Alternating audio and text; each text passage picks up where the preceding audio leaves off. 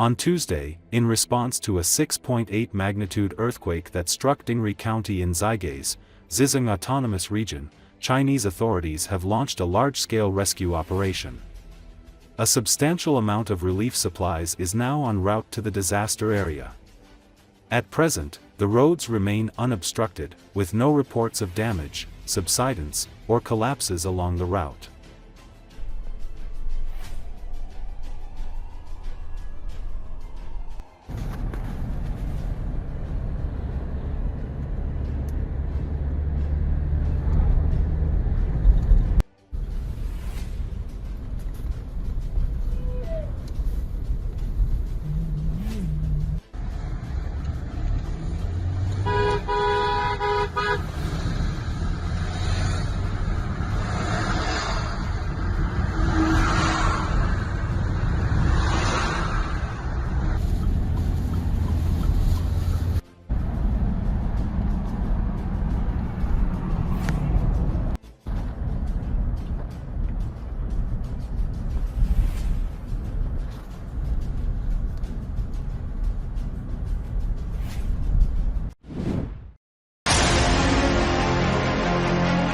The Russians have a problem with equipment at the front, in particular with self-propelled artillery. This was stated on air by Ukrainian military observer Denis Popovich on Radio NV. These processes began a long time ago. We have been hearing for a couple of years that the enemy uses towed artillery more than self-propelled artillery. Although self-propelled artillery is now one of the key elements, it allows for the mobile use of artillery weapons and early withdrawal from counter-strikes and drone attacks. The second thing that has been around for a long time is that the enemy lacks MLRS. First of all, large caliber ones, not Grads, but Eurogans and Smerches, Popovich said.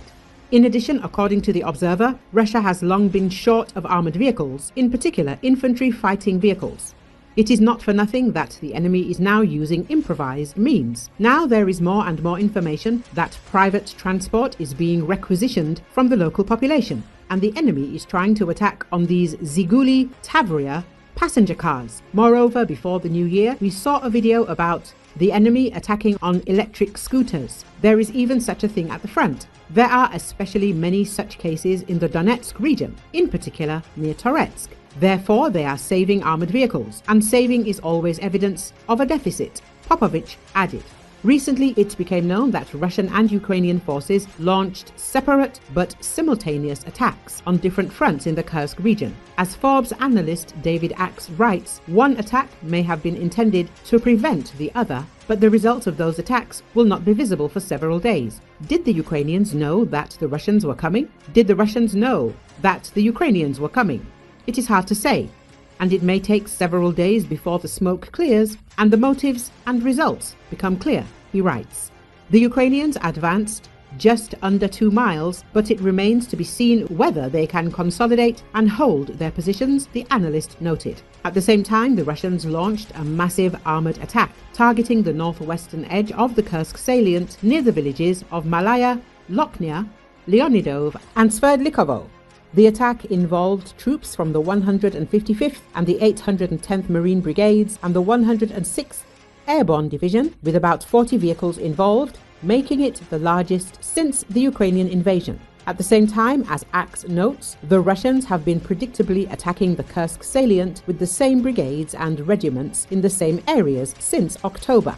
At the same time, the Ukrainian attack struck a section of the front line that had been relatively quiet recently, and therefore could have been more unexpected. Some Russian channels have been warning recently about a Ukrainian buildup near Kursk and a possible offensive, says Rob Lee, an analyst at the Foreign Policy Research Institute. But the buildup appears to have been far enough away from the potential offensive that the Russians have not been able to prepare a special defense. In addition, the Ukrainian offensive was led by sapper vehicles and armored trucks, and combat vehicles were used for transportation, disembarking infantrymen and then returning to the main Ukrainian line. This carousel technique, combined with powerful radio interference, could minimize Ukrainian losses from drones, although it would not eliminate them completely, the analyst notes.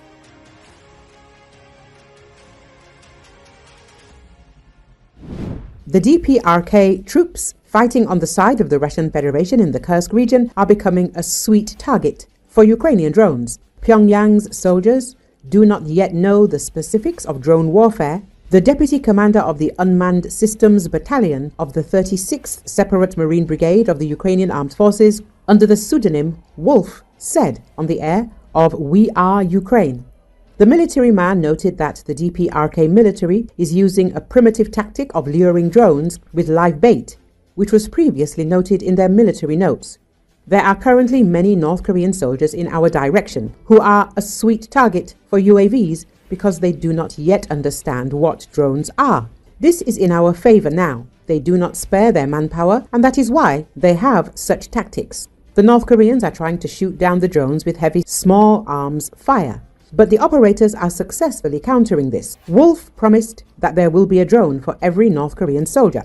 According to him, the overall situation in the Kursk region of the Russian Federation is difficult. Worsened weather conditions prevent unmanned systems units from fully realizing their potential on the battlefield. Our direction is difficult, like all the others. Now the enemy is conducting meat assaults using equipment, but thanks to unmanned systems, we are holding them back, saving our infantrymen, helping and destroying the enemy as much as possible, added Wolf.